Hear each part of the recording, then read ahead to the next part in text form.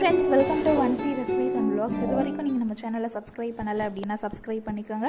கூடவே பெல் ஐக்கானையும் கிளிக் பண்ணிக்கோங்க. இன்றைக்கி நம்மளோட சேனலில் ஒரு எம்மியான கிரேவி ரெசிபி பார்க்கலாம்.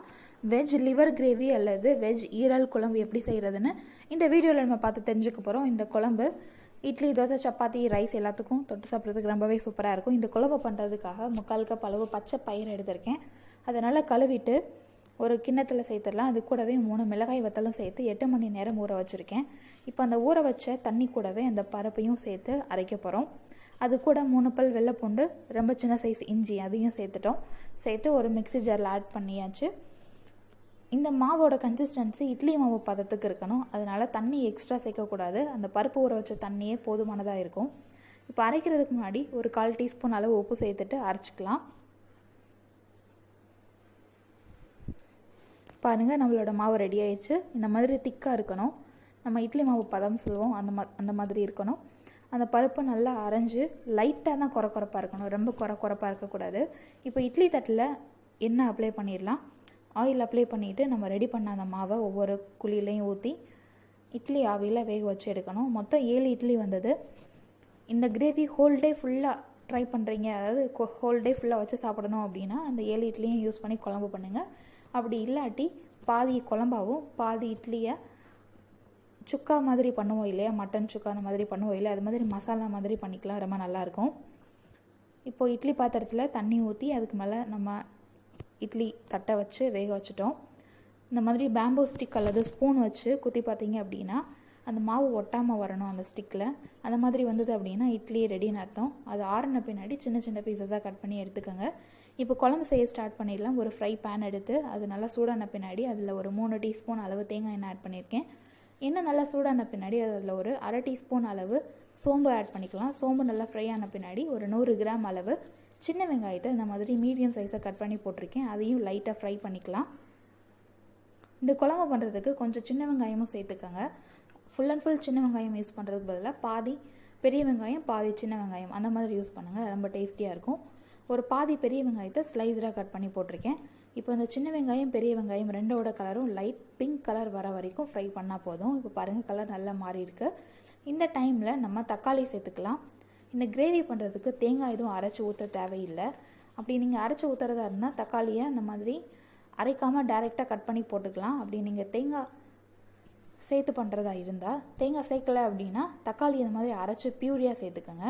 2 மீடியம் சைஸ் தக்காளியை அதில் சேர்த்து லைட்டாக அது கொதிக்கிற ஸ்டேஜ் வரும்பொழுது மசாலா பவுடர்லாம் சேர்க்கணும். ஒரு 1/2 டீஸ்பூன் அளவு மஞ்சள் தூள், காரத்துக்கு ஏற்ற மாதிரி மிளகாய் தூள் போட்டுக்கோங்க. நான் 2 டீஸ்பூன் அளவு மிளகாய் தூள் ஆட் பண்ணியிருக்கேன்.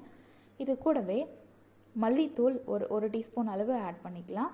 இது ரொம்ப குட்டி ஸ்பூன், அதாவது 1/4 டீஸ்பூன் மெஷர்மெண்ட் இருக்கிற ஸ்பூன், அதனால் 4 தடவை ஆட் பண்ணியிருக்கேன். இப்போ இந்த மசாலா பவுடரோட ஃப்ளேவர் எல்லாம் அந்த தக்காளி கூட நல்லா மிக்ஸ் பண்ணி கட்டி இல்லாமல் மிக்ஸ் பண்ணிடலாம்.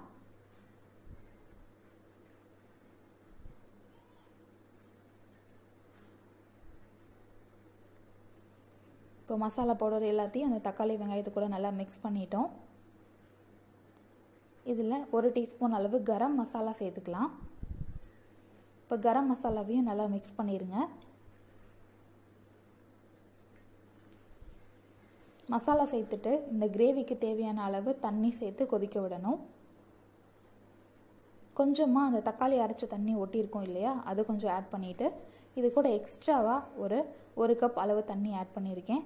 தண்ணி ஆட் பண்ணி நல்லா மிக்ஸ் பண்ணிடுங்க. சால்ட்டோட அளவுன்னு செக் பண்ணி கொஞ்சம் போட்டுக்கோங்க.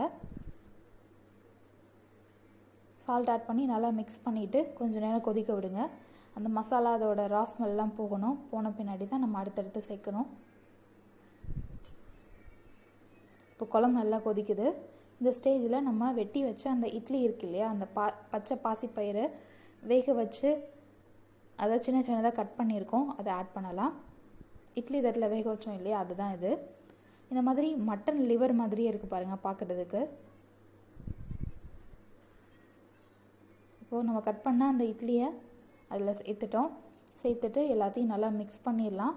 மிக்ஸ் பண்ணிவிட்டு அந்த மசாலா எல்லாம் அந்த இட்லியில் இறங்குற மாதிரி நல்லா கொதிக்க விடணும். கிரேவியோட கன்சிஸ்டன்சி பார்த்துக்கோங்க. இட்லி, சப்பாத்தி இதெல்லாம் தொட்டு சாப்பிட்ற மாதிரி இருந்தால் கொஞ்சம் குருமா டைப்பில் கொஞ்சம் திக்காக இருந்தால் தான் நல்லாயிருக்கும்.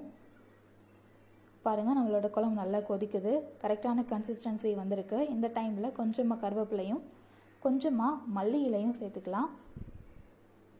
மல்லி இலை கருவேப்பிலை சேர்த்துட்டு கொஞ்ச நேரம் அதோட ஃப்ளேவர் வந்து அந்த கிரேவியில் இறங்குற வரைக்கும் ஒரு ஃபியூ மினிட்ஸ் 1 to 2 minutes கொதிக்க விட்டுட்டு ஃப்ளேம் ஆஃப் பண்ணிடணும். இந்த கன்சிஸ்டன்சி இட்லி சப்பாத்தி இதுக்கெலாம் தொட்டு சாப்பிட்றதுக்கு கரெக்டாக இருக்கும். ரைஸ் அப்படின்னா இன்னும் கொஞ்சம் தண்ணி சேர்த்து கொதிக்க விட்டுக்கோங்க.